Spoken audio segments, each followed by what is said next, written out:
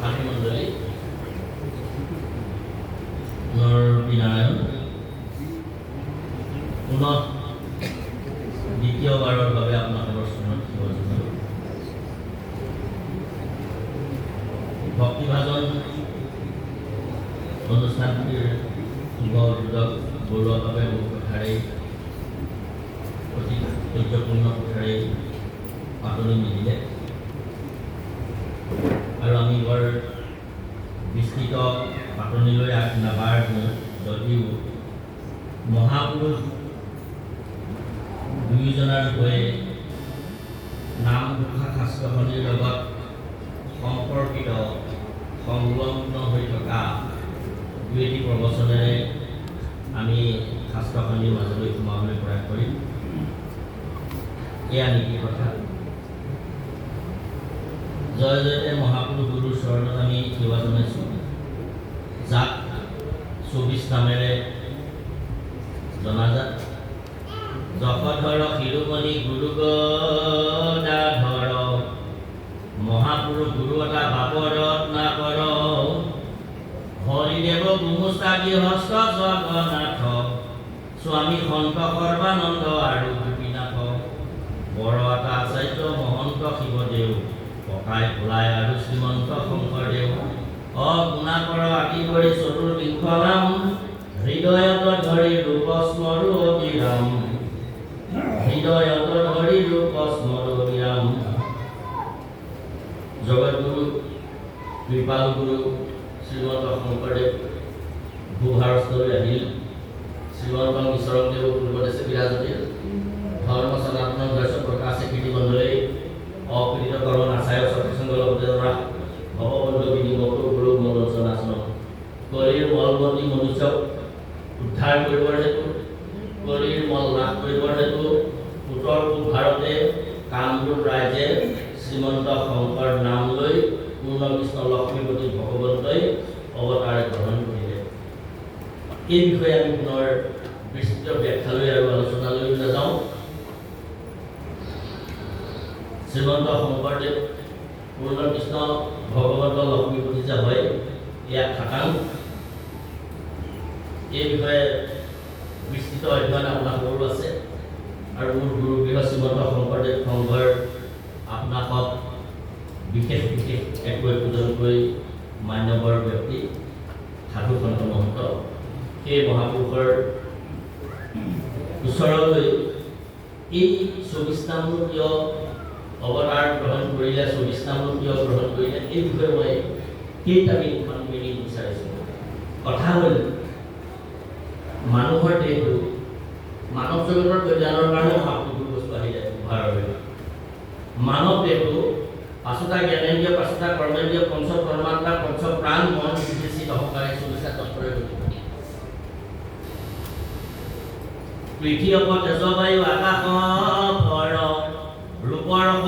শব্দস্পৰ্শ গন্ধৰ্মান্তৰ জ্ঞানেন্দ্ৰিয় কৰ্মেন্দ্ৰিয় মন অহংকাৰ মন বুদ্ধি চিত্ত প্ৰকৃতিৰ অনামতাৰ 24 তত্ত্বক বুলি কহে ভূত গ্ৰাম সবয়ক ঠাই ভয়ে তাৰ দেহানাম। পাঁচোটা জ্ঞানেন্দ্ৰিয়, পাঁচোটা কৰ্মেন্দ্ৰিয়, পঞ্চ তন্মাত্ৰা, পঞ্চ প্ৰাণ, 20 4 5 20 মন বুদ্ধি চিত্ত অহংকাৰ। এই 24 তত্ত্বৰে গঢ়া দেহটোক জনাবৰ কাৰণে, জানিবৰ কাৰণে মহাপুৰুষ ভগৱন্ত কৃষ্ণদেৱ আহিল। কিমান বাৰ আহিল ভগৱান কৃষ্ণ পৃথিৱীলৈ? 24 বাৰকৈ আহিল। কাৰণ একমুখী আৰু জীৱ বহুমুখী জীৱ। মানৱৰ মানে বাকী গোটেইবিলাক একমুখীতকৈ ধৰা হৈছে। মানে একমুখীত যদিও অন্য মই আৰু প্ৰাণময় কোষটো থাকে, থানমা সৰিয়হ এইবিলাকৰ উপৰিও এইবিলাক তাৰ ওপৰে বেছি বিজাল যাৰ আমাৰবিলাকৰ অন্যান্য লৰি চৰি ফুৰিব পৰা প্ৰাণীবিলাকৰ বাকীবিলাক কোষ আছে যদিও তাহাঁতৰ জ্ঞানময় কোষটো আছে, মনোময় কোষটো আছে, প্ৰাণময় কোষটো আছে। চব থাকিলেও এটা কোষ নাই, সেইটোৱে হ'ল আনন্দময় কোষ। মানে বিজ্ঞানৰ সিদ্ধান্ত দিছে যে এইটো ব্ৰহ্মাণ্ডত থকা সকলো প্ৰাণীয়ে হাঁহিব নোৱাৰে, মানুহেহে হাঁহিব পাৰে। এতিয়া মহাভাৰতত গ্ৰন্থই সাধুবাদে সিদ্ধান্ত দিলে, বিজ্ঞানে দিয়া সেই সিদ্ধান্তটোৱে সেই সিদ্ধান্ত কি ভাগৱত শাস্ত্ৰই দিলে কি আনন্দ ব্ৰহ্মক যিটো জনে ভজে স্বামী তাহাৰ মহিমা আৰু কি কৰিব মানুহে সেইকাৰণে হাঁহিব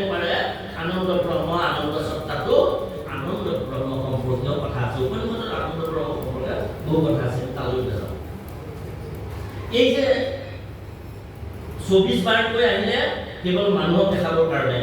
কোনো জলত থকা স্থলত থকা অন্যান্য জীৱ-জন্তু কাকো দেখাবৰ কাৰণে প্ৰভুৱে 24 বাৰকৈ অহা নাই, কিন্তু মানুহৰ কাৰণে 24 বাৰকৈ আহিলে। আৰু সেইকাৰণে সেইজনে আকৌ ভূভাৰলৈ শ্ৰীমন্ত ঈশ্বৰক দেৱক পূৰ্ব দিছে বিৰাজতে ধৰ্ম সনাতন দৈশ্য প্ৰকাশ নীতি মণ্ডলী অকৃত কৰ্ম নাচে সৎসংগ লগতে ধৰা ভৱবন্ধু বিনিমুক্ত কৰো বলোচনা চৰণ কলিৰ বলমতি মনুষ্যসকলক কলিৰ বল নাশ কৰিবলৈ প্ৰভু ভাৰতলৈ কামৰূপ ৰাজ্যলৈ শ্ৰীমন্ত নাম লৈ শ্ৰীমন্ত শংকৰ নাম লৈ তেৰাই আৰু তেৰাই 24 নাম লৈছে। এই 24 নামৰ প্ৰতিটো নামৰ কোনে কোনে নাম দিছিল, কোনে কোনে কি নামেৰে বিভূষিত কৰিছিল, এই বিষয়েও বিস্তৃত আলোচনা আছে, আমি তালৈ নোসোমাওঁ। যশোধৰ শিৰোমণি গুৰু গদাধৰ মহাপুৰুষ গুৰু এটা পাপৰ ৰত্নাকৰ হৰিদেৱ গুৰুস্তা গৃহস্থ জগন্নাথ স্বামী সন্ত সৰ্বানন্দ আৰু এইবিলাক বড় এটা আচাৰ্য মহন্ত শিৱদেৱ ককাই গোলাই আৰু শ্ৰীমন্ত শংকৰদেৱ গুণাকৰ আদি কৰিছিল হৃদয়ত ৰূপ স্মৰণ বিৰাম মহাপুৰুষৰ চৰণ আৰু মহাপুৰুষ ভগৱতী বাৰিষাৰ লোকৰ তাৰ মহেতু শংকৰ স্বৰূপে আশী হৰে ও মাধৱ গম্ভীৰ মেঘ গুৰু শিলাব বিচ্ছেদ হৰি নাম জলজ ভৰি। শংকৰদেৱ ভগৱতী বাৰিষা ঋতু লোকৰ তাৰ মহেতু বাৰিষা এক ঋতু, এতিয়া যিটো বাৰিষা ঋতু বসন্তৰ পিছত আমি বাৰিষালৈ সোমাম। এই ভগৱতী বাৰিষা ঋতু লোকৰ কাৰণ হেতু লোকসকলক পাৰিবৰ কাৰণে বাৰিষা ঋতুটো আহিছে। যদি বাৰিষা ঋতুটো নাহে বৰষুণ নহয় সকলো শেষ মানে বাৰু, গতিকে জীৱসকলক পাৰিবৰ কাৰণে ভগৱতী বাৰিষা ঋতুটো আহিল। প্ৰকৃতি বাৰিষা ঋতুটো আহি গছ গছনি উদ্ভিদ জগতক জীৱবিলাক কৰিবৰ কাৰণে, কিন্তু আত্মাবিলাক কৰিবৰ কাৰণে পৰমাত্মা ওচৰলৈ যাবৰ কাৰণে পৰমাত্মাক চিনি পাবৰ কাৰণে যি মাধ্যম যি ব্যৱস্থা, তাৰ কাৰণে ভগৱতী বাৰিষা ঋতু লোকৰ কাৰণ হেতু লোকসকলক পাৰিবৰ কাৰণে শংকৰ স্বৰূপে আহি হৰি শংকৰদেৱ আহিল হৰিয়ে শংকৰ নামটো আহিল। মাধৱ গম্ভীৰ মেঘ বাৰিষা যেনিবা আহিলে যদি মেঘ নাহে বৰষুণ ক'ৰপৰা হ'ব, গতিকে বাৰিষাৰ মেঘ হৈ আহিল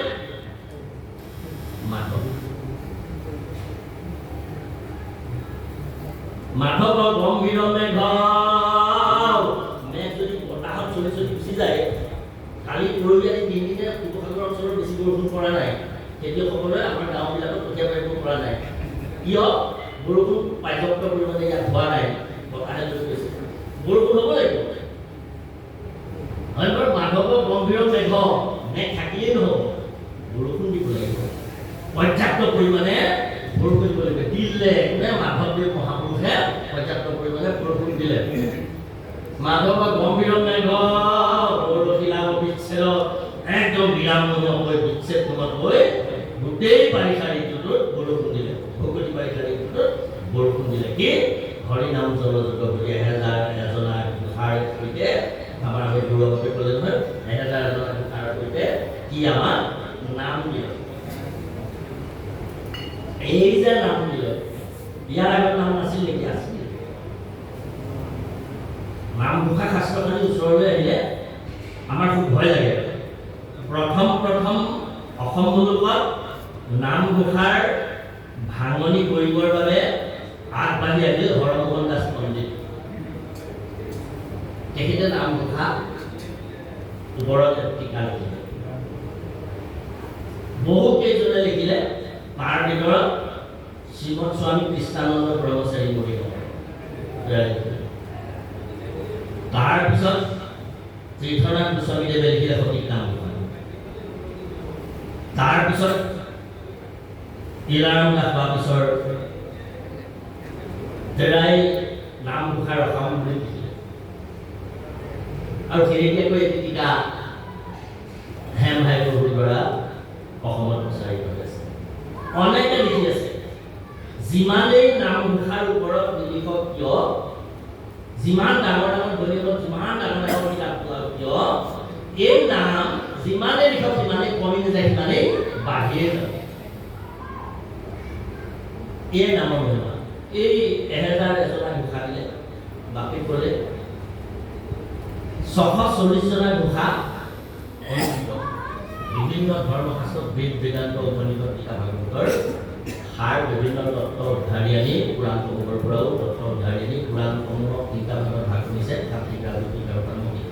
সাত্বিক পুৰাণ কেইখনৰ পৰা আৰু দুইটাকৈ ৰাজসিক পুৰাণৰ পৰা দিছে আমি 640 জনা মহাপুৰুষৰ অনুদিত বাকীখিনি ঘটনা পৰিপ্ৰেক্ষিতত বিভিন্ন সময় উপযোগীকৈ এৰাই নিবন্ধ কৰিছে আৰু গোটেই জীৱনটো দুখ দুৰ্গতিৰ এৰাই পাৰ কৰিছে 24 বাৰকৈ শংকৰদেৱ মহাপুৰুষ 14 বাৰ দণ্ডিত হৈছে ৰাজদণ্ড সমাজদণ্ডৰে দণ্ডিত হৈছে সমাজে ৰজাই দণ্ডিত কৰিছে দোষাৰোপ কৰিছে শংকৰদেৱ মহাপুৰুষক মাধৱদেৱ মহাপুৰুষক 24 বাৰ দণ্ডিত কৰিছে আৰু শেষৰ দণ্ডটো ইলাৰাম দাস প্ৰভুজাই নামঘোষাৰ অসামৰিকৰ শেষত পাতনিটো তেখেতে লিখিছে আৰু আজি গৌৰৱৰ কথা কিছু কৈছে তেৰাই যাৰ কাৰণে মহাপুৰুষ কৃপালুৰ বৈকুণ্ঠে যোৱাৰ পাছত তেৰাৰ আই মাতৃ আৰু পৰিয়ালটোক প্ৰতিপাল কৰিবৰ বাবে আই ওচৰত আছিল আৰু আই মাতৃ গোসাঁনীয়ে মাধৱদেৱক ক'লে বঢ়াব তুমি আৰু ইয়াত থাকিব নালাগে তুমি বৰপেটালৈ ৰ'দত গুচি লৈ বেলেগ ঠাইলৈ গুচি যোৱা তুমি আৰু পালবাকৈ থাকিব নালাগে নৰৰূপী নাৰায়ণৰ উচ্চাৰতনাৰ কাৰণে যেই কি নহওক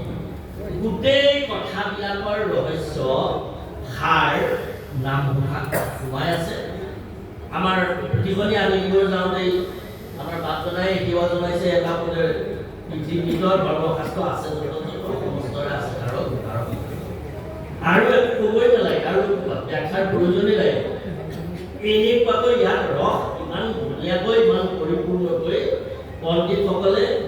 নামঘোষা শাস্ত্ৰখনি বগৰী ফলৰ লগত তুলনা কৰিছে কেলে তুলনা কৰিছে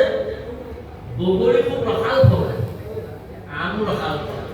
আম যদি পকি যায় অন্য কিবা ফল যদি পকি যায় ৰসবিলাকে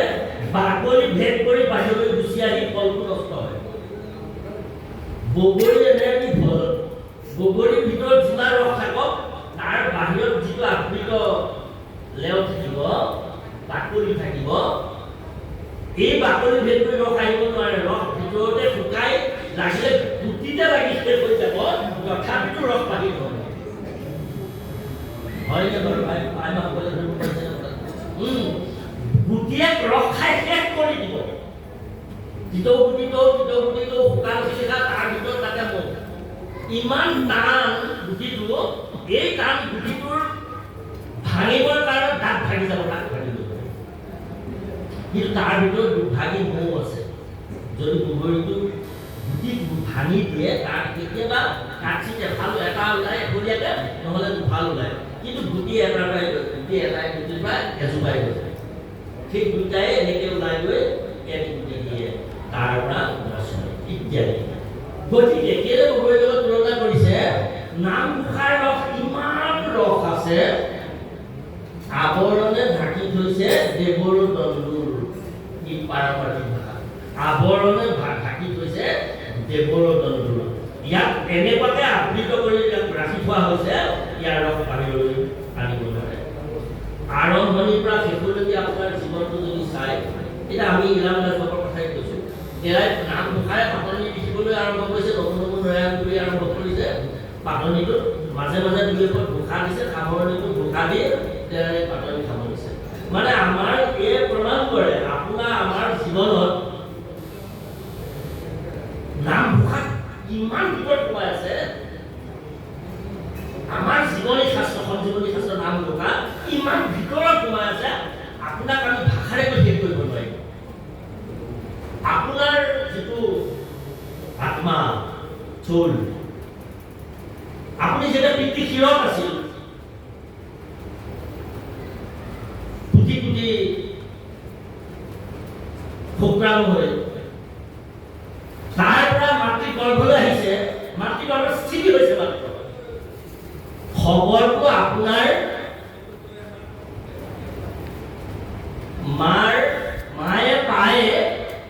মায়ে গম পায় আপোনাৰ মাতৃয়ে গম পায় হয় শাহুমাক কৈছে নহয় আপোনাৰ দেউতাক কৈছে ঘৰৰ শহুৰক কৈছে আত্মীয়সকলক কৈছে কোৱাৰ লগে লগে সকলোৰে চকুৰো বৈ আহিছে এটা শব্দ কৈছে কৃষ্ণৰাম কৃষ্ণৰাম। মোক কোৱাৰি ভাল খবৰ এটা শুনিছোঁ। শাহু এটা আপোনাৰ মায়ে আপোনাৰ শাহু মাক কোৱাৰ লগে লগে শাহু মায়ে চিধাই আপোনাৰ ককাক কৈছে দেউতাক কৈছে আপোনাসকলক কৈছে এনেকুৱা ভাল খবৰ এটা পাইছোঁ আপুনি গোসাঁই ঘৰলৈ যাওক। প্ৰত্যেক কথা কোৱাই প্ৰভুক কৈ আহক কোৱাৰি ভাল খবৰ এটা আহিছে আপুনি তালৈ আগবাঢ়ি যাওক। আপোনাৰ আমাৰ হৃদয়ত ক'ত সোমাই আছে আপুনি স্থিতি হৈছে বুলি গম পোৱাৰ পিছত কেৱল নাম গৈ মহাভাগৱতৰ ওচৰলৈ গৈ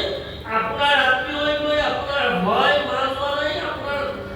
মাৰ খাবলৈ মানে আপোনাৰ আইতা কৈছে ককা কৈছে দেউতাক কৈছে গৈ প্ৰভুক কৈছে গৈ নাম গ'লে যাব পৰা পাইছিলোঁ তাতে স্মৰণ কৈছে প্ৰভু ভাল খবৰ এটা পাইছোঁ অনুগ্ৰহ কৰি খবৰ মানে অৰ্পণ কৰা হৈছে। আৰম্ভ সেয়া আমাৰ মানৱ জাতিৰ অসমীয়া সমাজৰ শংকৰদেৱৰ মাধৱদেৱৰ মহাপুৰুষে তাৰ পৰা আমাৰ নাম আৰম্ভ কৰিছে। তাৰ পৰা মই 5 মহীয়ালৈ নগ'লো বা 5 মানুহ যে দুদিনীয়া আইমাসকলক মাতি আনি কীৰ্তনাই ঘোষাই পাকপাক কথা নাই জানেই। সন্তান জন্ম হৈ থাকোঁতে গাত থাকোঁতে সন্তান বুদ্ধিৰ পিছত এই সংসাৰখন বেহাই থাকোঁতে তাৰ পৰা সংসাৰ হাত বেহাই ইয়াৰ পৰা গুচি যোৱাৰ পিছতো চিপটানি পৰি থকাৰ পিছতো কেৱল নাম ঘোষা আৰু যোৱাৰ পিছতো নাম ঘোষা যাওঁতেও শ্মশানলৈ যাওঁতেও নাম ঘোষা শ্মশানৰ পৰা অহাৰ পিছতো নাম ঘোষা। তৃতীয় দিনাৰ বাবে প্ৰথম বাপসকল গোট খাইছে। আপুনি চিধাই আৰম্ভ কৰিছে ভগৱত ভাগৱতক দেখি নাম ঘোষা আৰু তেখেতসকলেও নাম ঘোষাৰে আশীৰ্বাদ দি পুথি আৰম্ভ কৰিছে নাম ঘোষা। নাম ঘোষা নাই ক'ত অসমত আমাৰ হৃদয়ত কোনো নাম ঘোষা নাই। মূল আমাৰ সপ্তাহতে নাম ঘোষাই ঠাই লৈ আছে। গৌৰৱকে কম সময়তে গোটেইখিনি কথাই ক'লে। যাবৰ সময়ত গণপুচিত গুৰুভাৰ অৰ্পণ কৰিলে মাধৱদেৱক। গুৰুজনাৰ দীৰ্ঘাৰে চকু পানী ওলাইছে। গুৰুজনাই কান্দি কান্দি কৈছে মাধৱক, অ জ্ঞানদাতা গুৰু বিনে সেৱ নাই, গুৰু সেৱা বিনে ধৰ্ম নাহিকে প্ৰধান, সংসাৰ পতাৰে গুৰু চৰণ সেৱাই, হেন জানি গুৰু সেৱা কৰিবা সদায়। বহাব মই জ্ঞানৰ নাথাকিম। এইবাৰলৈকে 24 বাৰে মই দণ্ডিত হৈছোঁ। 25 নম্বৰ বাৰ যদি মই দণ্ডিত হওঁ মোৰ প্ৰাণ নাথাকিব। গতিকে মই অসম এৰাৰ সিদ্ধান্ত কৰিলোঁ। অসম আৰু মই এৰাৰ সিদ্ধান্ত কৰিলোঁ। জ্ঞানদাতা গুৰু বিনে সেৱ নাহি, গুৰু সেৱা বিনে ধৰ্ম নাহিকে প্ৰধান, সংসাৰ পতাৰে গুৰু চৰণ সেৱাই, হেন জানি গুৰু সেৱা কৰিবা সদায়। বঢ়াব গুৰু সেৱা কৰিবা। মাধৱদেৱকো আপুনি আমাক কৈছে গুৰু সেৱা কৰিবলৈ। লগতে ক'লে গুৰু সেৱা কৰিলত মাৰ্কণ্ডে লক্ষ্মণেও গুৰু সেৱা কৰিলে হৰিষি, গুৰু সেৱা কৰিলত বীৰ হনুমান, মই গুৰু সেৱা কৰি আছো অকণমান। তাৰপিছত মাধৱদেৱ মহাপুৰুষে মাত লগালে হয় গুৰু সেৱা কৰিলে মাৰ্কণ্ডেয় ঋষি, গুৰু সেৱা কৰিলে যদি কোনে মাৰ্কণ্ডেয় ঋষিয়ে কৰিলে। মাৰ্কণ্ডেয় ঋষিয়ে কেনেকৈ গুৰু সেৱা কৰিলে এই বিষয়ে ক'বৰ কাৰণে আমাৰ মাৰ্কণ্ডেয় ঋষিৰ উপাখ্যানটোৰ কাহিনীটো কওঁতে প্ৰায় আমাৰ 15-20 মিনিট লাগিব। কেতিয়াবা আলোচনা কৰিম, আজি নহয়। গুৰু সেৱা কৰিলেতো মাৰ্কণ্ডেয় ঋষি। লক্ষ্মণেও গুৰু সেৱা কৰিলে হৰিষি। লক্ষ্মণৰ গুৰু সেৱাটো আপোনালোকে বুজি পাইছে। উৰ্মিলা বিয়া পাতি আনি থৈছিলেহে মাত্ৰ ৰাম সীতা বনলৈ যাব বুলি গম পোৱাৰ পিছত নিজৰ পৰিবাৰৰ কোনো অনুমতি লৈ বাট নাচাই ৰাম সেৱা কৰিবৰ বাবে, ঈশ্বৰ সেৱা কৰিবৰ কাৰণে গুচি গ'ল 14 বছৰ। কেনেকৈ থাকিলে কি হ'ল? ইয়াৰ গুৰু সেৱা কৰিলে, লক্ষ্মণে গুৰু সেৱা কৰিলে হৰিষি। গুৰু সেৱা কৰিলেতো বীৰ হনুমান। এনেকৈ বীৰ হনুমানে গুৰু সেৱা কৰিলে সীতাক দেখুৱাই দিলে, তোমাক মই ইমান ভাল পাওঁ, আমাক মই ইমান ভাল পাওঁ। মাধৱদেৱে ক'লে মই গুৰু সেৱা কৰি আছোঁ অকণমান, আৰু মই গুৰু সেৱা অকণমান কৰি আছোঁ। তোমাক আমি ক'ত পাম এই বুলি সুধিলত সেই কৰ্ণকুচিতে ক'লে যে বৰাপুৰ ঘোষানলে শাস্ত্ৰ এখন তুমি কৰিবা ঘোষাৰ ৰত্নাৱলী মধ্যে তুমিও থাকিবা মাধৱদেৱক ঠাই দিলে আৰু নিজৰ কথা ক'লে মহাপুৰুষে তুমিও মাধৱ মূৰত থাকিব আৰু থান কীৰ্তনৰ অসমৰ মূৰ মূৰ্তিৰ সমান নিপুণ যিজনে গুৰু মুখক লৈ অসমতে বিতৰণতে দেখিব নিশ্চয় যে মই যাওঁ নিপুণসকলে মোক কীৰ্তন আৰু দশমত দেখা পাব আৰু তুমি ঘোষানলে শাস্ত্ৰ এখন তুমি কৰিবা বুলি ক'লে পাছলৈ মহাপুৰুষ গুৰু বস্তু বৈকুণ্ঠী হোৱাৰ পাছত 14 বছৰ ছমাহ ধেমালি 14 বছৰ লেটিনৰ ডেকা হয় ক্লাছ 10 পাই 14 বছৰ ছমাহ মাধৱদেৱৰ অপুৰুষাৰ্থৰ ফলে নাম ঘোষা যত্ন কৰি নাম ঘোষা শাস্ত্ৰখিনি আৰু মাধৱদেৱ মহাপুৰুষে নিজে নাম মালিকাত সিদ্ধান্ত দিলে কি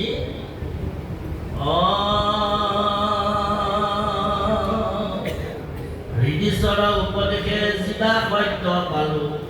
সবাহাকে আমি ঘোষা শাস্ত্ৰ নিবন্ধিলো সমস্ত শাস্ত্ৰক চাই জিবা সত্য পালো সবাহাকে আমি ঘোষা শাস্ত্ৰ নিবন্ধিলো দুটা আৰু তৃতীয় হ'ল মহাপুৰুষ গুৰু সেৱা কৰি মই জীৱান তত্ত্ব পালো সবাহাকে আমি ঘোষা শাস্ত্ৰ নিবন্ধিলো গুৰু সেৱাৰ তত্ত্বৰ নাম ঘোষা পৃথিৱীৰ সকলো শাস্ত্ৰ অধ্যয়নৰ ফল নাম ঘোষা আৰু হৃদীশ্বৰৰ উপদেশে পৰমাত্মা বস্তুৰ নিৰ্দেশ হ'ল নাম ঘোষা সেইকাৰণে কোনো এজনা পদ কেইবাজনৰ পদ আছে য'ত নাম এষাৰো নাই ঈশ্বৰৰ নাম নাই কেইবাজনৰ পদ আছে প্ৰায় 16জনা মান আছে এষাৰো ঈশ্বৰৰ নাম কিন্তু প্ৰতিজনা সেইজনা ঘোষাও বিনোৱাভাৱে ক'লে নাম নথকা ঘোষা কেইজনাও যদি মাধৱদেৱে নাম ঘোষা বুলি লিখিলেহেঁতেন লিখি তেতিয়াও নাম ঘোষা পৃথিৱীৰ ভিতৰত সকলো শাস্ত্ৰৰ ভিতৰত শ্ৰেষ্ঠ হৈ থাকিলেহেঁতেন বেজবৰুৱাই ক'লে লক্ষ্মীনাথ বেজবৰুৱা সাহিত্যৰ যি লক্ষ্মীনাথ বেজবৰুৱা প্ৰভুৱে ক'লে কি পৃথিৱীৰ গোটেই শাস্ত্ৰবিলাক গোটাই আনি এখনি ঠগীত থৈ সেই একেখন ঠগীতে আকাৰত সৰু নাম ঘোষা শাস্ত্ৰখনি থ'ব পৰা এখন শাস্ত্ৰ নহয় নাম ঘোষা শাস্ত্ৰখনি ইয়াকৈ এখন দিব লাগিব এতিয়া যে আমি আপোনাক সকলোৱে চাই এনেকৈ দি দিছোঁ মুক্তিটো নিস্পৃহ যিটো গাই আমি যে ভজুহে কৈছোঁ আপোনালোকক মানে নাম ঘোষা শাস্ত্ৰখনি প্ৰতিটো চৰণেই দোহাৰিব লাগে পৃথিৱীৰ এনেকুৱা কোনো শাস্ত্ৰ নাই যি শাস্ত্ৰ অধ্যায় কৰিলেহে দোহাৰা নিয়ম কিন্তু নাম ঘোষা প্ৰতিটো চৰণেই দোহাৰি গাব লাগে যে কি নহওক এই নাম ঘোষা শাস্ত্ৰৰ বিষয়ে কৈ মহাপুৰুষ দুজনাৰ বিষয়ে কৈ মাধৱদেৱ মহাপুৰুষৰ বিষয়ে কৈ আমি শেষ কৰিব নোৱাৰিম বঙালী কবি সুৰদাসে কৈছে চাৰি ধৰতি কাগজ কৰো লেখনি বনৰাই সাত সমুদ্ৰৰ পৰা মহিপুৰ গুৰুগুণৰ লিখা নামতে চাৰি ধৰতি কাগজ কৰি গোটেই আকাশখন যদি এইবিলাক কাগজ হৈ যায় লেখনি চলিব নোৱাৰে গোটেই বন জগত মানে উদ্ভিদ গছ গছনিবিলাক যদি কলম হৈ যায় সাতু সমুদ্ৰৰ কাম কৰোঁ গোটেই 7 সমুদ্ৰ 13 নদীৰ পানীবিলাক যদি চিয়াহী হৈ যায় মহাপুৰুষৰ বিষয়ে লিখি শেষ কৰিব পৰা নাযায় গতিকে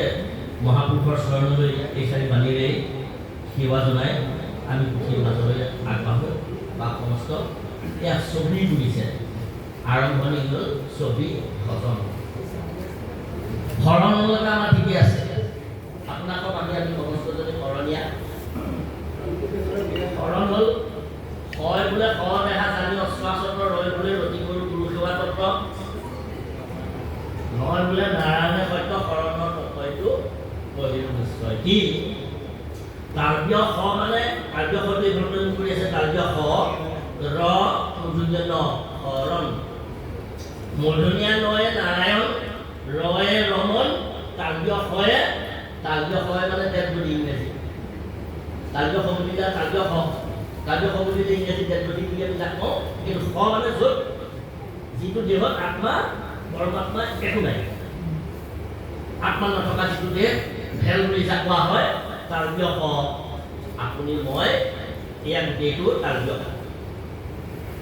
সৌভাগ্য আমাৰ আজিলৈকে মোৰ পৰমাত্মা যোগেশ্বৰ অনাদি অনন্ত নিৰ্গুণ অভিজ্ঞতা ৰামে নাৰায়ণে ইয়াক ৰমণ কৰি আছে কেনেকে চৈতন্য নাম ভাবিছে চৈতন্য শক্তিৰ দ্বাৰা ইটো জগতক ৰমান্ত মতি অনুসাৰে এনেই ৰমণ কৰি থকা নাই ছয় থানে ছয় চক্ৰ আছে শৰীৰত গুজ্জলিংগ নাভি তালু ললাট গুজ্জা চাৰি লিংগে ছয় নাভি দশ দল ছয় দশ দল পদ্ম হৃদয় কমল কণ্ঠে ছয় ললাট দল দুই যুগ শাস্ত্ৰ মতে ছয় চক্ৰ হেৰি হৈ বেদস্কৃতি দিয়া সিদ্ধান্ত দিছে এনেই ৰমণটো চলি থকা নাই ছয় ঠাইত ৰমণ চলি আছে এঠাইত চাৰিপাহী পদ্মলৈ ৰাম ৰাম ৰাম চাৰিপাহী পদ্মলৈ ৰাম ৰাম ৰাম কৰবাত ছপাহী পদ্মলৈ ৰাম ৰাম ৰাম ৰাম দেহত কৰবাত দহপাহী পদ্মলৈ ৰাম ৰাম ৰাম ৰাম চলি আছে কৰবাত বাৰপাহী পদ্মলৈ ৰাম ৰাম ৰাম ৰাম চলি আছে কৰবাত দুপাহী পদ্মলৈ আৰু কৰবাত আঠপাহী পদ্মলৈ ৰাম ৰাম ৰাম ৰাম দেহ ছয় ঠাইত ছয় চক্ৰই ৰমণ কৰি আছে কোনে নাৰায়ণ তাৰ নাম শৰণ মানে হৃদয়তে ঈশ্বৰ আছে এই কথাটো উপলব্ধি যি দিনাই কৰিলে তাকে মোৰ ঈশ্বৰ আনুষ্ঠান বিচাৰিব নালাগে কৃষ্ণ আন ঠাইলৈ বিচাৰি যাব নালাগে আজি গম পালো যে মোৰ প্ৰভু হৃদয়তে আছে যাৰ কাৰণে মোৰ চকু দুটাই দেখিছে যাৰ কাৰণে তাকে পুষ্পচিকা উঠালৈ আছো যাৰ কাৰণে মুখেৰে কথা কৈ আছো যাৰ কাৰণে কাণেৰে শুনিছো চেঁচা নাইকণত যাৰ কাৰণে উপলব্ধি কৰিব পাৰিছো সেই যাৰ কাৰণে সেইজন ক'ত আছে হৃদয়তে আছে নাৰায়ণ তেওঁ কেনেকৈ আছে ৰমণ কৰি আছে ক'ত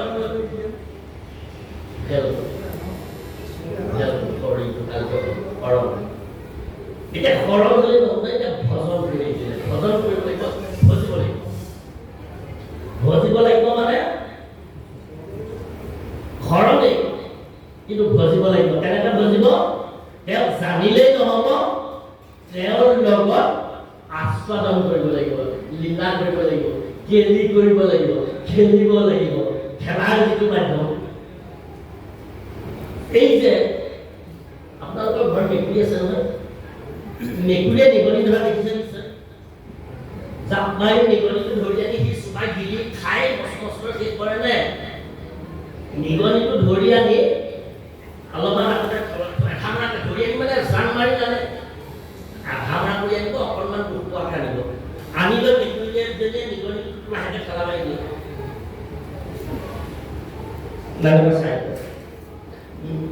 সি যদি ভয় কৰি নাযায় লাহে হাতখনৰ সৈতে এনেকৈ খেলা মাৰি দিয়ে নহ'লে তাৰ এনেকৈ দূৰলৈ খেলা মাৰি দিয়ে সি দূৰত যেতিয়া নিগনিতেও ভাবে মোক এৰি দিছে নেকি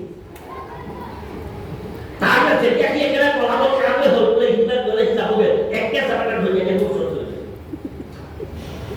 এইটো লীলা সেইটো খেলা খেলিছে যে প্ৰভু ইয়াতে আছে অলপমান তেনেকৈ আমি খেলি থাকিব লাগে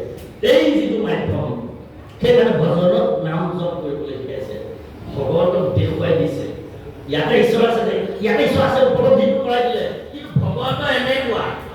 আৰম্ভ হৈছে এটা সৰুবোৰত তেওঁ চৰণ যুগত আছে তাতে পঞ্চচিহ্ন আছে ক'ৰবাত ক'ৰবাত তুলসী আছে কোনোবা এটা চৰণৰ পৰা কোনোবা এটা অংকৰ পৰা গুণ খাহে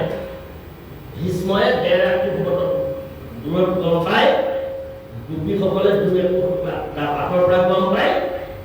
প্ৰায় 8 কিলোমিটাৰ 10 কিলোমিটাৰ 12 কিলোমিটাৰ দূৰৰ পৰাও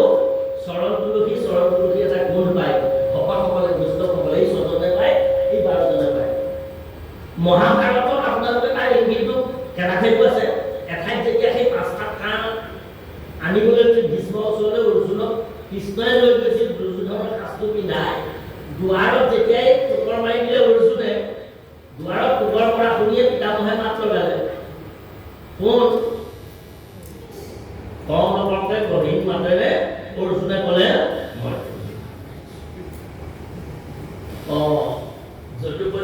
নহয় শ্ৰীহৰি তোমাৰ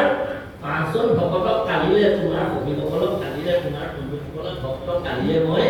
প্ৰথম পহৰ লগতে 5টা তাৰেৰে মাৰিম বুলি ক'লা তুমি ভক্তবৎসল ভগৱতে চালনামী ভগৱতে ভকতক লৈ ওচৰলৈ আহিছা হে কৃষ্ণ তুমি কেলে নাতিটোত কেলে ৰৈ আছা তুমি নাজানানে তোমাৰ চৰণ তুলসীৰ গুণটো মোৰ নাকৰ লগত সম্বন্ধ খুব বেছি গতিকে তোমাৰ চৰণ তুলসীৰ গুণটো মই পাইছোঁ গতিকে ইয়াত দুৰ্যোধন অহানে তুমি তোমাৰ সখা ওচৰত লৈ আহিছা আহা যদি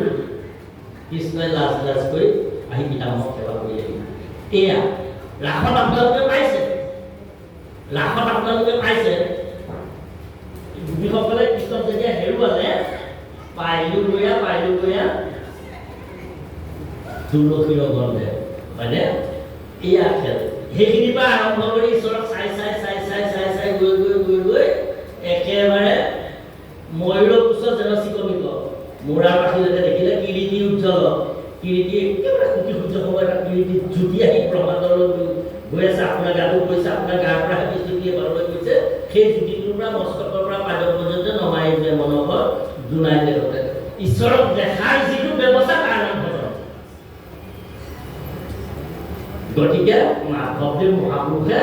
আৰম্ভণিতে শুদ্ধ জীৱবিলাকক ঈশ্বৰক দেখুৱাইছে মানে সেইটো নাম দিছে কি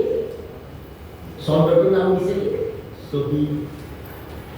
ইংৰাজীত ছবিটো পিকচাৰ বুলি কওঁ আমি দেখুৱাই দিছে ইংৰাজীত পিকচাৰ বুলি কওঁ ছবি দেখুৱাই দিছে আমাক ঈশ্বৰক কেনেকৈ দেখুৱাবলৈ প্ৰয়াস কৰিছে মুক্তিটো নিস্পৃহ যিটো সেই ভকতসকলৰ ৰসময় বাবু ভগৱতী সমস্ত মস্তকমণি নিজৰ ভকত কৰা বৈশ্য ভজুৰেণ দেৱজলুপতি মুক্তিটো নিস্পৃহ যিটো যে মুক্তা অপিল মুক্তিটো নিস্পৃহ যিটো ইবিলাকতো স্পৃহা যিজনৰ নাই যিজন ভকতৰ ইবিলাকৰ স্পৃহা নাই মুক্তিটো স্পৃহা নাই মানে আপোনাক ধৰি লওক আয়ে অন্ন দিছে খাবলৈ আপুনি নাখাব দিছে আপুনি ভাবি ল'লে তেওঁ ভাত নাখায় তেওঁ ৰুটি খাব আমাৰ কোনোবা এজনৰ ঘৰত আত্মীয়জন যেতিয়া আমাৰ ঢুকায়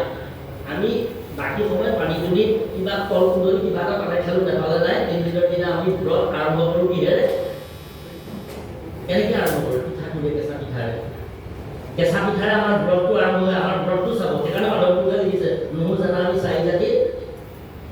নহু দানৱ ব্ৰত তীৰ্থগামী বুলি লিখিছে এইখিনি নাই আমাৰ ব্ৰত আৰম্ভ হৈছে কিহেৰে ইমান পিঠা খুলি কেঁচা পিঠা লাগে কেঁচা পিঠা ইমান ভাল এখনৰ পৰা ডাঙৰ ৰাখি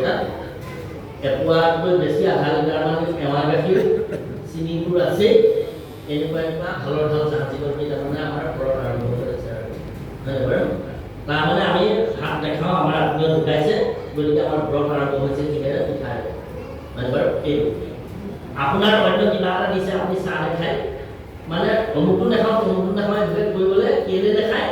তেওঁ ডায়েবেটিছ আছে কাৰণে নাখায় কিবা এটা কাৰণে নাখায় কিন্তু যেতিয়া ক'ব যে মই ভাত নাখাওঁ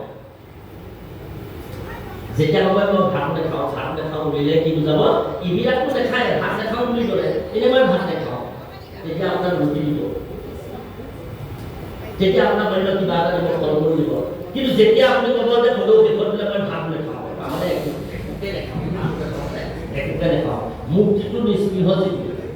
সেই ভকত অকল নৰো ৰসময় মাগুহু ভগৱতী ৰসময় মাগুহু ভগৱতী ৰসেৰে পৰিপূৰ্ণ ভগৱতী সম্পৰ্কে বহু কথাই ক'বলগীয়া আছে যে কি নহওক ৰসময় মাগুহু ভগৱতী আপুনি মানুহে মাতিবলৈ কেতিয়া যায় আমাক যদি কয় গৌৰীসাগৰ অঞ্চলতে বেজগাঁৱতে আপোনাৰ ঘৰ গৌৰীসাগৰ হায়াৰ ছেকেণ্ডেৰীতে আমি চৰকাৰী কাম এটাত ব্যস্ত গৌৰীসাগৰ অঞ্চলৰ সকলো মানুহে চিনি পায় মোক যদি কয় গৌৰীসাগৰত আপুনি শিক্ষা কৰক আপোনাক 2 লাখ টকা দিম কিন্তু এজন শিক্ষাৰী শিক্ষা সাজ নিদিলৈ আপুনি ঘৰে মই শিক্ষা কৰিব লাগিব আমি পাৰিম নে আমি অনুভৱ কৰিছোঁ আপোনালোকক যদি কোনোবাই কয় শিক্ষা কৰিবলৈ পাৰিবনে XYZ আমি কোনোবাই শিক্ষা কৰিবলৈ পাৰিমনে পাৰিম যদি হৰিচন্দ্ৰ উপাখ্যানত হৰিচন্দ্ৰ লওঁ অভিনয় কৰোঁ তেতিয়াহে আমি ভিক্ষা কৰিব পাৰিম এহেলেতো আমি ভিক্ষা কৰিব পাৰিম পাৰিম জানো নোৱাৰোঁ ভিক্ষা আমি কেতিয়াও কৰিব নোৱাৰোঁ কোনে ভিক্ষা কৰিব ৰসমত ভুলটি ভিক্ষা কোনজনে কৰিব ক'ত কৰিব কেতিয়া কৰিব কেলে কৰিব ভিক্ষা কেতিয়া কৰিব ভিক্ষা কেতিয়া কৰে কোনজনে ভিক্ষা কৰে যিজন সৰ্বশান্ত যাৰ কেউ কিছু নাই ধন নাই ধান নাই ঐশ্বৰ্য নাই বিভূতি নাই বৈভৱ নাই ল'ৰা নাই বিষয় নাই বাপা নাই একো ফালৰ পৰা সহায় সহযোগিতা কৰাৰ কোনো উপায় নাই গতিকে তেওঁৰ ওচৰত উপায় এটাই আছে ভিক্ষাৰ জৰুৰা এটা লৈ তেওঁ ভিক্ষা কৰিবলৈ যোৱাটোৱেই তেওঁৰ ওচৰৰ এটা মাত্ৰ একমাত্ৰ উপায় কি ভিক্ষা তেওঁ ভিক্ষা কৰিবলৈ যিজন লোকে সংসাৰ চক্ৰত চিৰকাল জন্ম হৈ চিৰকাল মৰি মৰি মৰি মৰি মানে বাৰ বাৰ জন্ম হৈ জন্ম হৈ জন্ম হৈ জন্ম হৈ মৰি মৰি মৰি মৰি মৰি মৰি সংসাৰ চক্ৰত আহিছে গতাগতেন চান্দ্ৰশ্মি দীৰ্ঘ সংসাৰ বৰ্মসু পুনৰাগন্তুমি স্বাচিত্ৰাহি মাং মধুসূদনম হে মধুসূদন মোক কৃপা কৰা ওম নমো ভগৱতে বাসুদেৱায় এই মন্ত্ৰটো কৈছে কি গতাগতেন চান্দ্ৰশ্মি দীৰ্ঘ সংসাৰ বৰ্মসু পুনৰাগন্তুমি স্বাচিত্ৰাহি মাং মধুসূদনম হে মধুসূদন গতাগতেন চান্দ্ৰশ্মি দীৰ্ঘ সংসাৰ বৰ্মসু এই দীঘলীয়া পথছোৱাত অহা যোৱা কৰোঁতে কৰোঁতে মই শ্ৰান্ত হৈ গৈছোঁ ভাগৰুৱা হৈ গৈছোঁ মই কেৱল ভাগৰুৱা দীঘলীয়া পথছোৱা কোনছোৱা সাৱন ৬৫ লক্ষম জলজম নবলক্ষম নবলক্ষঞ্চ কুৰ্মাঞ্চ দশলক্ষঞ্চ পশুনাঞ্চ ত্ৰিংগলক্ষঞ্চ পুতিনা চতুৰ্লক্ষঞ্চ বানৰা দ্বিলক্ষঞ্চ অৰ্ধমানবা হিতাহিত জ্ঞান শূন্য তাতো মনুষ্যতম প্ৰাপ্তি কৰ্মসাধন এই কৰ্মসাধন কৰি সংসাৰ চক্ৰত দীঘলীয়া পথছোৱাত কেৱল আহিছোঁ গৈছোঁ মানে জন্ম হৈছোঁ মৰিছোঁ আমি মৰো কেলে বা আমি মৰো কেলে কোনোবাজন মৰিলে বোলে তেখেত মৰিলে মৃত্যু হ'ল কেলে মৰিলে এইবুলি যদি সোধে তেতিয়া উত্তৰ কি হ'ব আৰু বুঢ়ানীয়ে ক'বনে বোলে তেখেত মৰিলে কেলে মৰিলে কওকচোন এনেই কওক কেলে মৰিলে কেনেকৈ মৰিলে বুলি ক'লে উত্তৰ আমাৰ ওচৰত আছে এনেকৈ মৰিলে এক্সিডেণ্ট হৈ মৰিলে গছৰ পৰা পৰিলে কিবা হ'ল মৰিলে কেনেকৈ মৰিলে কিন্তু কেলে মৰিলে বুলি ক'লে তাৰ উত্তৰ আমাৰ ওচৰত নাই আছে কি কেলে মৰিলে উত্তৰ কি গতাগত জন্ম হ'বৰ কাৰণে মৰে কেলে জন্ম হ'বলৈ জন্ম হৈ কেলে মৰিবলৈ এই কথাটো যাৰাই উপলব্ধি কৰিলে কৰিলৈ সংসাৰখনত একো নাই এটাই আছে উপায় মাধ্যম ব্যৱস্থা কি ৰসময় ভক্তি মাগে সেইজনে মাগে কি মাগে ৰসময় ভক্তি মাগে ভগৱতী মাগে সমস্ত মস্তকমণি নিজ ভকতৰ কৈছ যিজন সমস্ত মস্তকমণি সকলোৰে শিৰোমণি ৰমানন্দ মূৰ্তি অনুসাৰে যিজনে সকলোৰে হৃদয় আছে থাকিলৈ সকলোকে এই পৰুৱাটি বগাই গৈছে পৰুৱাটোৰ হৃদয়টো প্ৰভু আছে পৰুৱাটোৱে পৰুৱাটোৰ পৰা কেতিয়াও সি বিচলিত নহয় অকণমান গুৰ পালে সি অকণমান সময়ত গুৰকণ খাই লৈ সি দৌৰি গৈ সি গাঁতত গৈ তাৰ আত্মীয়সকলক কয় গৈ আহৈ আহা ডাঙৰ গুৰুৰ ওলাইছে আমি খাওঁগৈ এনেকৈ তাক সেই স্বভাৱটো তাক যিটো জ্ঞান দি আছে সেইটো গম পাইছে সেইজনৰ হৃদয়টো প্ৰভু আছে সেইজনৰো প্ৰভু সোমাই আছে এই ব্ৰহ্মাণ্ডখনত থকা সমস্ত জীৱ জগতত জড় জগতত প্ৰভু ভগৱন্তৰ সমস্তকে যেনেকৈ যিজন ৰমানন্দ মূৰ্তি অনুসাৰে চলাই আছে সেইজন ভগৱন্তক ভজো সেইজনক মহাপুৰুষে জয় জয় ভজনা কৰিছে প্ৰথম চৰণ তাৰপিছত যাৰ নাম কৃষ্ণ নাম নাৱে ভৱ সিন্ধু ধৰি পাৱে পৰম পদ পাপিজত সদানন্দ সনাতন হেময় কৃষ্ণক সদা উপাসক প্ৰভুৰ হৃদয় এইজন তাসকল আই মাতৃসকল সুদেৱ মণিগুণা সূতাডালৰ লগত মণিটোৰ যেনেকৈ সম্বন্ধ আছে সমন্বিত তেনেকৈ প্ৰথম চৰণ ঘোষাৰ লগত দ্বিতীয় চৰণৰ লগত তৃতীয় চৰণ এজনা ঘোষা সংপৃক্ত হৈ আছে সূতাডালৰ লগত যেনেকৈ মণিৰ সম্বন্ধ তেনেকৈ আছে সেইজন ভগৱন্তৰ কথা কৈছে, যাৰ ৰাম কৃষ্ণ নাম নাৱে ভৱ সিন্ধু তৰি পাৱে পৰম পদ পাপি যত সদানন্দ সনাতন হেনয় কৃষ্ণক সদা উপাসা কৰো হৃদয়ত। মই কাহিনী এটাৰে এইজনা ঘোষা পাছলৈ সোমাম এতিয়া। আপুনি চাওক, ৰাম সীতা লক্ষ্মণ তিনিওকে গংগাখনক ধাতৰি দিবৰে পাৰ কৰি দিলে পাৰ হ'ল। এতিয়া ঘাটৈ পইচা দিব বিচাৰিছে, ঘাটৈত ৰামে পইচা দিব লাগে নহয় পাৰ হৈ গৈ। তোমাক এতিয়া কি দিব লাগিব ভক্ত?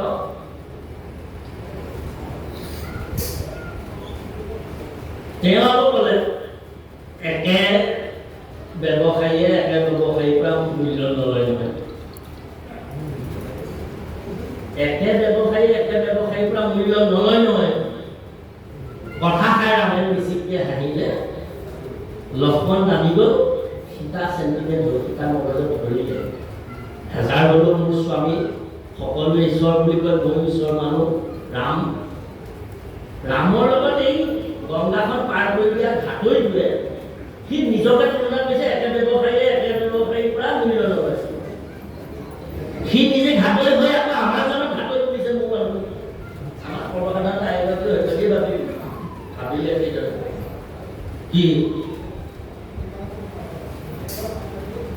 ৰামে সীতাৰ মুখখন নিজে ক'ব পালে, মোৰ ভকতক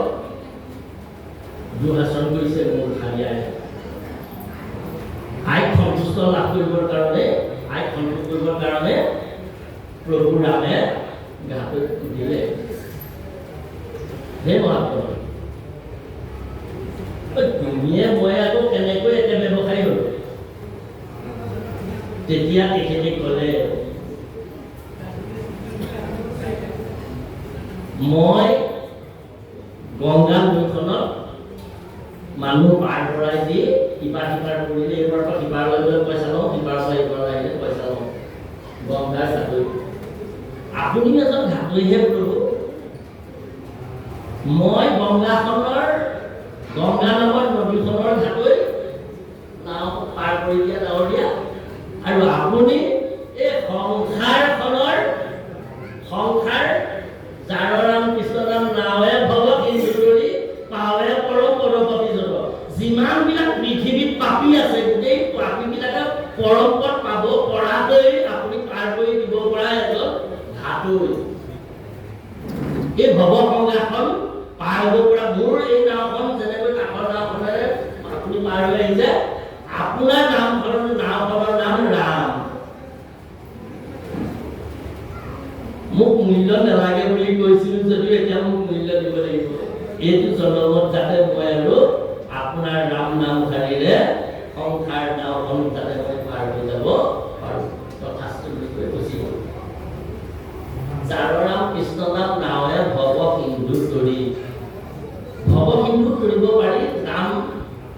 এটা নাম। বশিষ্ঠ সেইদিনা তীৰ্থলৈ গ'ল। যিদিনা সিন্ধুমণিক বধ কৰিলে, শব্দভেদী বানমাৰী দশৰথ তথাই, সেইদিনা দশৰথ গৈ এই পোনে পোনে গৈ বশিষ্ঠ আশ্ৰমলৈ ব্ৰহ্মপদ কৰিবৰ কাৰণে। বশিষ্ঠ নাই, বামদেৱ আছিল। বামদেৱক ক'লে, গোটেই ৰাজ্য কাণ্ড যে মই এনেকৈ শব্দভেদী বান মাৰিছিলোঁ, হাতীয়ে পানী খাইছে বুলি ভাবিলোঁ, দঁতাল মাতংগ হাতীয়ে মোক আক্ৰমণ কৰিব বুলি ভাবি ভয় খাই মই হাতী দুটালৈ মাৰি পঠালোঁ ঘৰ। হাতী নহয়, যিটো অলপ পানী ভৰাইছিল, সেইটো অংগমীৰ পুত্ৰ ইন্দুৱে, শ্ৰৱণ কুমাৰে, গতিকে শ্ৰৱণ কুমাৰ ব্ৰহ্মবধ কৰিলোঁ, আৰু সেই ব্ৰহ্মবধৰ দুখ দূৰ কৰিবৰ কাৰণে মই আপোনাৰ ওচৰলৈ আহিছিলোঁ। তেতিয়া ব্ৰহ্মবধ তেওঁলোকে পিতা নাই, দেউতাই মোক প্ৰাচিত পিতা শিকাই থৈ গৈছিলে, আপুনি স্নান কৰক, আজি ইয়াতে থাকক। থাকিলে পিছদিনা বন্ধন কৰোৱালে, তিনিবাৰ ৰাম নাম কোৱাই ৰাম নামেৰে তেওঁ কি কৰিলে? পৰাচিত কৰিলে, আৰু তথাপিও নিয়মেৰে পৰাচিত কৰি খুৱাই খুৱাই ফল-মূল দশৰথক বিদায় দিলে। কেইদিনমানৰ পাছত বশিষ্ঠ ঘূৰি আহি বামদেৱক সুধিলে, বামদেৱ মোৰ ৰথৰ চকা দেখিছোঁ আশ্ৰমত কোনোবা আহিছিল নেকি ৰথৰ ৰজাৰ ৰথৰ নিচিনা দেখিলোঁ দেখোন চকাকেইটা বোলে হয় ৰথৰ ৰজা আহিছিল কি হ'ল গোটেইখিনি ক'লে ব্ৰহ্মপুত্ৰ আহিছিলে মই ব্ৰহ্মপুত্ৰ খেলালোঁ কেনেকৈ খেলালি বোলে মই 3বাৰ ৰাম ৰাম ৰাম ৰাম কৈ উপবাসে থাকিবলৈ কৰি মুণ্ডন কৰি ভৰিটো স্নান কৰোৱাই মই ব্ৰহ্মপুত্ৰ খেলালোঁ তেতিয়া একেবাৰে গৰজি উঠিল অভিষ্ট এখন নামে যতপাপ সংঘৰিতে পাৰে ততে থকাটো কিবা কৰিতে নপাৰে পৃথিৱীতো হেনপাত নাহিছে কৃষ্ণ নাম শুনি ভেলে মেলিলে ৰাম বা কৃষ্ণ এক নাম এইফালে থাকক এইফালে হিমালয়ৰ হিমালয় পৰ্বতৰ দৰে পাপ দৌৰি থাকক এক নামে আতকক সকাল হৰিনাম শাসন বা এই এক নামে ইমান ডাঙৰ ডাঙৰ পাপ শেষ কৰিব পাৰে তেনেস্থলত তই আৰু দুই নাম কেলে বেছিকে দিলি সেইকাৰণে তই চন্দালৰ জন্ম ল'ব লাগিব তই নামৰ মহিমা উচ্চাৰ কৰা অপৰাধ ভৰি ধৰি ক্ষমা বিচাৰিলে পিতাকক ঠিক আছে মই আশীৰ্বাদ দিছোঁ চন্দাল তৰুণ লাভ কৰিবি যদিও চন্দাল তৰুণে কোটি কোটি ব্ৰাহ্মণতকৈ তই শ্ৰেষ্ঠ তৰুণ লাভ কৰিবি মই আশীৰ্বাদ দিছোঁ গতিকে যিমান ডাঙৰ পাপ নাথাকক কিয় ভৱখিনি কৰিবৰ কাৰণে যিমান ডাঙৰ পাপীয়ে নহওক কিয় সকলো পাপীয়ে উদ্ধাৰ হ'ব পাৰিব কাৰণ যাৰ নাম কৃষ্ণ নাম নাৱে ভৱ কিন্তু পাৱে পৰম পদ পাপী পাপী বুলিলে আমি অজানিত কিবা ডাঙৰ পাপী আমাৰ কোনো আছেনে নাই ৰত্নাকৰকৈ ডাঙৰ পাপী কোনোবা আছেনে নাই ৰত্নাকৰে কিমান ডাঙৰ পাপ কিমান পাপ কৰিলে হিচাপ আপোনালোকৰ ওচৰত আছেনে শাস্ত্ৰই দিছে হিচাপ আইনাসকলে উঠিলে আমি আৰু ঘৰৰ মানুহবিলাক কম আৰু এক চৰণৰ মুখাটোৱে আমি মুখা মাজলৈ নোসোমাওঁ সময় লৈ কৰা এই ৰত্নাকৰে কিমান পাপ কৰিলে আপোনালোকে হিচাপ আছে নেকি হাতটো দিছে হাতটো এটা তথ্য বহু শাস্ত্ৰ চাই এই হাতটো এই ৰত্নাকৰে মানুহ মাৰি যে আহে আইগৰাকীয়ে কয় যে কি লাগে দে ইটোপা দিয়ে ফুলি দিলে খাৰু দিলে মণি দিলে ধন দিলে মুকুতা দিলে মানে দে আৰু কি লাগে মই এইবিলাকৰ উপৰিও বিচাৰিছোঁ বোলে আনন্দ কেইটা মাৰিলে পাঁচটা মানুহ মাৰিলে পাঁচটা বুটমাহটো সমান পাঁচটা শিলগুটি আনি নদী পাৰ ধৰি লাগিব সুৰতাত ধৰিলে কিমান মানুহ চাম আইগৰাকী কম নহয় এইদৰে থওঁতে আমাৰ যে তৌ চিনি পাই তৌ সাতটা তৌ বোলে এনেকৈ দৌৰি থলেই পৰি যাব আৰু এটা থলেই পৰি যায় এনেকুৱা অৱস্থা যেতিয়া হ'ল সাতটা তৌ হৈ গ'ল সাত তৌ হৈ গ'ল সেইদিনাই যিদিনাই সাতটো মানুহ মাৰি শেষ হৈছে সেইদিনাই দেৱৰী নাৰদে ব্ৰহ্মাই আহিছে আৰু তেওঁ সেইদিনাই কি কৰিছে ৰাম কৰি বাল্মীকিলৈ কৰিবলৈ লৈ গৈছে তেওঁ খাদৰ মাৰিবলৈ সোমোৱাই নিছে গতিকে যিমান ডাঙৰ পাপীয়ে নহওক নহওক অপৰাধীয়ে নহওক খাটাও পৰমপদ পৰ্যন্ত পাবই মুক্তি পৰ্যন্ত পাবই কি কৰিলে তেওঁ পৰম ভজন ল'লে যাৰ নাম কৃষ্ণ নাম নাৱে ভৱ হিন্দুৰে পৰম পদগত সেইজনে সদানন্দ সনাতন হেময় কৃষ্ণক সদা উপাসনা কৰিব হৃদয় মহাপুৰুষে কৈছে হৃদয়ত মই উপাসনা কৰোঁ আপোনাক কৈছে হৃদয়ত উপাসনা কৰিবৰ কাৰণে আপুনি মোৰ তেখেতক বেলেগৰ উপাসনা কৰিবলৈ যাবলৈ নালাগে আপুনি বোলে নাম বেলেগৰ উপাসনা কৰিব নালাগে নামঘৰলৈ যায় আপোনালোকক উপাসনা কৰিবলৈ দিয়ক নামঘৰ আপোনালোকক কিয় প্ৰয়োজন হয় আমি সংসাৰী মানুহ সংসাৰ চক্ৰত থাকিবই লাগিব গতিকে আপোনাক কোনোবাই আনি এইখিনিত যদি থয় তেতিয়া গুৰুগৃহত যদি আপুনি সোমাই নামঘৰৰ ওপৰত যদি থাকে বা মন্দিৰৰ ভিতৰত যদি থাকে আপোনাৰ এৰি থকা নাতি কেইটাই এটা গ্ৰামীণ উদাহৰণ এৰি থকা নাতি কেইটাই আপোনাক আনন্দ কৰে গতিকে সাধনা কৰিবৰ কাৰণে আমাৰ মহাপুৰুষ কৃপাল মুনিজনাই বৰ দয়া কৰি এই ঠাইটো দি দিছে যাক নামঘৰ কৰিলে এয়া নামঘৰ সেয়া নামঘৰ তাত দেখাজনক ইয়াত দেখিব লাগিব ইয়াত দেখাৰ পিছত মস্তকৰ পৰা পাদ পৰ্যন্তে নমাই দে মনক দুনাই দেখোন দে এতেকে হৈবেক পৰম বিধি হৰি কি জানা জগতৰ নিধি প্ৰভুক দেখাৰ এডোখৰ ঠাই মহাপুৰুষে দয়া কৰি বৰ দয়া কৰি দি থৈ গৈছে বাৰু যে কি নহওক উপাসা কৰোঁ আমি হৃদয় প্ৰভুক উপাসা কৰিব লাগে কৰা উচিত এয়াই ভাগৱত শাস্ত্ৰৰ সৰ্বশাস্ত্ৰ পৰিৱৰ্তন কিতাপৰ সিদ্ধান্ত আমি দ্বিতীয় স্তৰলৈ যাম মৎস্য কুৰ্মা আপোনাক কৈ আছোঁ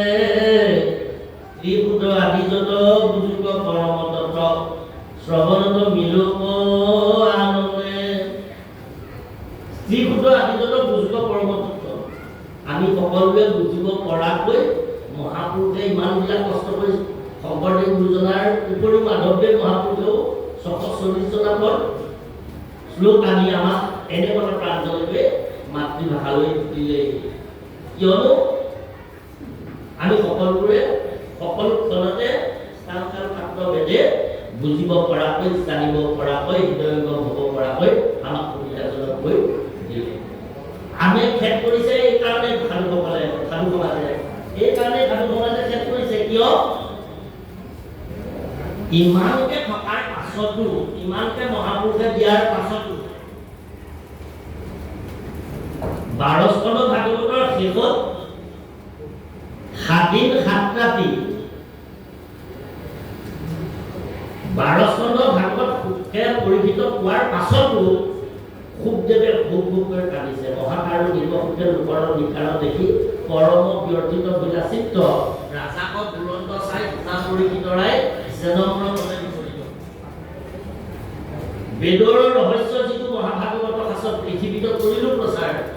কলিৰ মলিৰ লোক শুনি সবে নিশ্চয় অভিপ্ৰায় হেনকে আমাৰ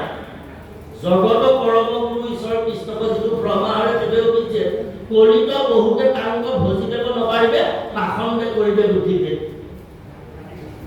পৰীক্ষিতে সুধিছে গুৰুদেৱ মইহে কান্দিছিলো খাপ অভিশাপ লাগি খাদিনৰ ভিতৰত কেনেকৈ কৰিম বুলি, এতিয়া খাদিনৰ ভিতৰত মোৰ ব্ৰহ্মজ্ঞান আহিল, মই হাঁহিছো তুমিহে কান্দিছা দেখোন, তুমি সদায় কাৰণ কি? কান্দি সুখদেৱে কৈছে মহাকাৰু নিৰ্বসুখে লোকৰ নিকাৰত দেখি সকলৰ নিকাৰী পৰম ব্যৰ্থিত বিলাচিত্ত হৃদয়খন বিগলিত হৈ গ'ল। ৰাজাকক দুৰন্ত চাই শুনা পৰীক্ষিতৰাই চাই লৈ ৰাজা কৈছে পৰীক্ষিত শুনা জনম্ৰ মনৰ বিপৰীত মোৰ মনৰ বিপৰীত প্ৰতিক্ৰিয়া এটা সৃষ্টি হৈছে কি? বেদৰ ৰহস্য এইটো মহাভাগৱত শাস্ত্ৰ। মই যিবিলাক কলো বেদৰ ৰহস্য কি মহাভাগৱত শাস্ত্ৰ পৃথিৱীত কৰিলো প্ৰচাৰ, তোমাক আগত লৈ পৃথিৱীত প্ৰচাৰ কৰিলো। উদ্দেশ্য কি? কলিৰ মলিৰ লোক শুনি সবে নিশ্চয় অভিপ্ৰায় হেনকে কলিৰ মলমতি মনুষ্যগণ উদ্ধাৰক বুলি মই কলো। তুমি নিমিত্ত মাত্ৰ পৰীক্ষিত নিমিত্ত মাত্ৰ লোক উপকাৰ আসক্ত হৈ পঢ়িব, তুমি নিমিত্ত মাত্ৰ তোমাক মই বহুৱাই দিছিলো। কিন্তু জগত পৰম গুৰু ঈশ্বৰ কৃষ্ণক যিটো ব্ৰহ্মাৰে তেৱেও দিছে, ব্ৰহ্মাণ্ডই জগতৰ পৰম গুৰু ঈশ্বৰ কৃষ্ণক বিচ্ছেদ নোহোৱাকৈ বিৰাম নোহোৱাকৈ সেৱা কৰে, কিন্তু কলিত বহুতে তাক ভজিব নপাৰিব পাখণ্ডে কৰিব বুলিলে পাখণ্ডসকলে বুদ্ধিভেদ কৰিব বুলি পাখণ্ড পুৰুষসকল বুলিছে গুৰুদেৱ। ভোকে পৰীক্ষিত শুনিল পৰীক্ষিতে কৈছে 12 স্কন্ধৰ শেষত কি শুদ্ধম পৰমাৰ্থৰ নিৰ্ণয় নামৰ দেৱে কি কৈছে অবৈষ্ণৱস্তু চ লোকা চ পাখণ্ড কৰিলা। অবৈষ্ণৱসকলকে পাখণ্ড কৰিছে। এই অবৈষ্ণৱসকলে এই 12 স্কন্ধ ভাগৱতৰ ইমানখিনি পদ দিয়াৰ পিছতো ইমান অধ্যায় দিয়াৰ পাছতো ইমানবিলাক বৈষ্ণৱ শাস্ত্ৰ থকাৰ পাছতো বুদ্ধিভেদ কৰিছে। এতিয়া চব উপাসনা কৰোঁ হৃদয়ত মহাপুৰুষ এয়া ক'লে, তাৰপিছত ক'লে আকৃতি ধৰিছা কৃষ্ণ তদুপে কৰোঁ। এতিয়া আমি ক'ত ভুল কৰিছোঁ? আমাৰ সমাজ ব্যৱস্থাই কি ভুল কৰিছে বা আমি কি ভুল কৰোঁ? ভাওনা এখন পাতিলে নৰসিংহ আনে, নৰসিংহ সেৱা কৰিব ব্যৱস্থা কৰে, নৰসিংহ কাটনি কৰে। পিছে একেখন গাড়ীতে নৰসিংহও আহে, ময়ূৰো আহে প্ৰধান খেলিবৰ কাৰণে। সেই একেখন বাহনতে বৰাহকো লৈ আহে, বৰাহো ভগৱানৰো অৱতাৰ, বৰাহকো লৈ অনা হয়। হাতীও এইখনতে লৈ অহা হয়। আমাৰ জিলাখনত হাতী আছে হয়নে বাৰু? হস্তীও কম নহয়, গতিকে হস্তী তত্ত্বও পৰম তত্ত্ব, তাত যি তত্ত্ব আনি মহাপুৰুষে আসনত প্ৰতিষ্ঠা কৰিছে। হাতীও তাতে অনা হয়।